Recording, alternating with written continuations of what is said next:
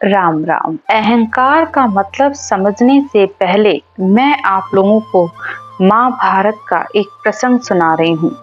जब कौरवों और पांडवों का युद्ध समाप्त हुआ तो भगवान कृष्ण ने पांडवों से कहा कि युद्ध में बहुत लोग मारे गए हैं, उनके लिए अश्वमेध यज्ञ करना चाहिए तथा यज्ञ संपूर्ण होने की एक शर्त भी रखी कि जब 5 जने शंख बजेगा तभी ये यज्ञ संपूर्ण होगा।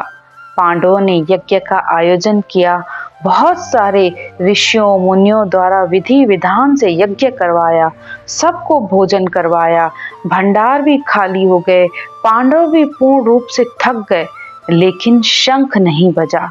सब उदास हो गए और कृष्ण के पास गए तो भगवान कृष्ण ने कहा कि जो राम का नाम लेने वाला हो, जो ब्रह्म का नाम लेने वाला संत हो, उन्हें भोजन करवाओ। उस समय वाल्मीकि ऋषि बहुत बड़े संत थे। भीम अर्जुन वाल्मीकि ऋषि के पास गए और उनसे प्रार्थना की कि आप हमारे यहाँ भोजन पर चलें। तो वाल्मीकि ऋषि ने कहा, मेरी एक शर्त है, जो मुझे 108 अश्वमेध यज्ञ का फल मुझे दे तो मैं चलूं। तो भीम मन में सोचने लगे, यहाँ एक अश्वमेध यज्ञ तो पूरा हुआ नहीं, तो इनको 108 यज्ञ का फल कहाँ से देंगे, और वापस आ गए और कृष्ण को सारी बात बता दी। तब कृष्ण ने कहा, द्रौपदी सती है, उसको वाल्मीकि ऋषि के पास भेजो। कृष्ण ने द्रौपदी को ऋषि के पास जाकर कुछ कहने के लिए कहा। साधु दर्शन जावता, पेड़ पेड़ अश्वमेध यज्ञ फल होय। संत मिलन को जाइए, तजी ममता अभिमान। ज्यों ज्यों पग आगे बढ़े, कोटिन यज्ञ समान। यानी जब साधु दर्शन के लिए जाते हैं तो अपना मान अभिमान सब छोड़कर जाना चाहिए, क्योंकि एक एक पैर एक एक अश्वमेध यज्ञ के समान होता है। इसी प्रकार आत्मा जैसे जैसे परमात्मा की तरफ अपना पैर बढ़ाती है तो वह कोटि यज्ञ के समान हो जाता है। और यही बात अर्जुन और द्रौपदी ने वाल्मीकि ऋषि से कही और वाल्मीकि ऋषि प्रसन्न होकर उनके साथ यज्ञ का भोजन करने के लिए गए। द्रौपदी ने 56 भोग बनाए और सोने चांदी के बर्तनों में ऋषि के लिए भोजन लगाया, लेकिन वाल्मीकि ऋषि ने 56 प्रकार के भोजन को एक साथ मिलाकर 5 ग्रास बना दिए। द्रौपदी ये सब देख रही थी कि उसने इतनी मेहनत से भोजन बनाया और ऋषि ने सब मिलाकर एक कर दिया। उसने मन में सोचा, आखिर है तो ये सरगना, ये 56 भोग का क्या मतलब समझेगा।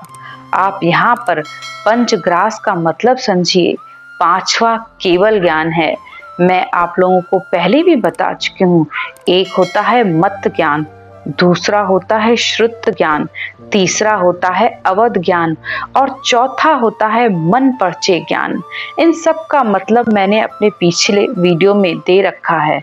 और 5वां होता है केवल ज्ञान, जिसे पूर्ण परमानंद की प्राप्ति होती है।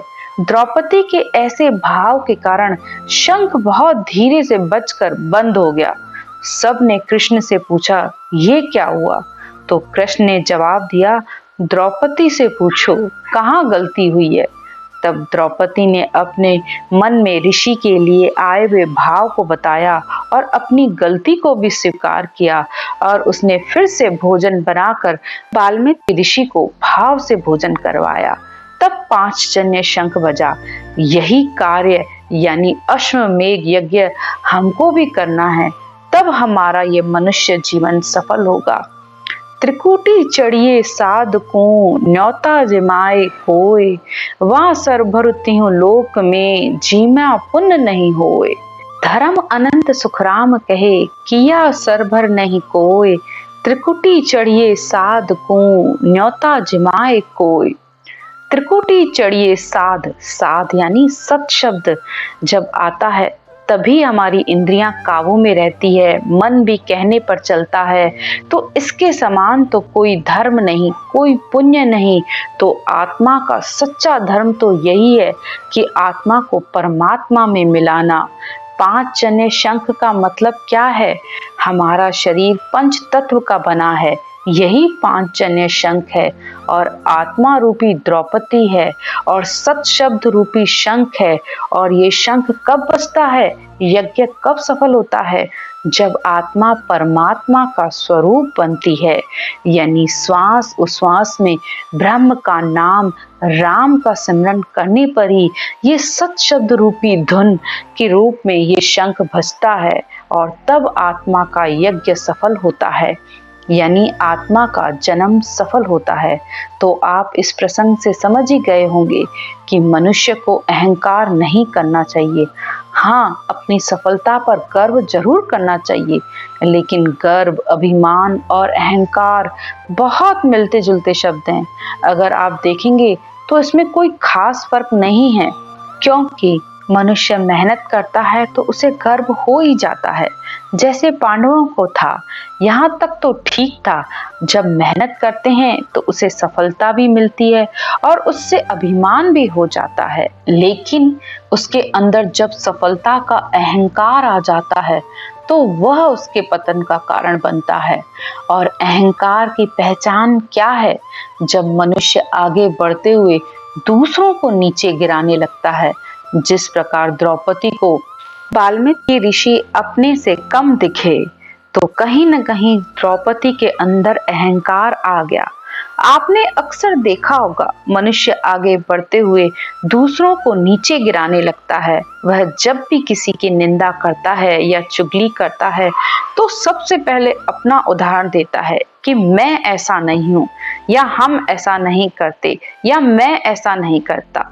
बड़ी अजीब बात है कि खुद को अच्छा साबित करने के लिए वह दूसरे को हमेशा गिराता है। उसकी यही मैं उसका सबसे बड़ा अहंकार है। आप अच्छे हैं, ये बहुत अच्छी बात है। इस बात के लिए आप परमात्मा का धन्यवाद कीजिए, लेकिन दूसरों को अपने से कम समझना, ये सबसे बड़ा अहंकार है। आज की चर्चा यहीं तक। राम राम।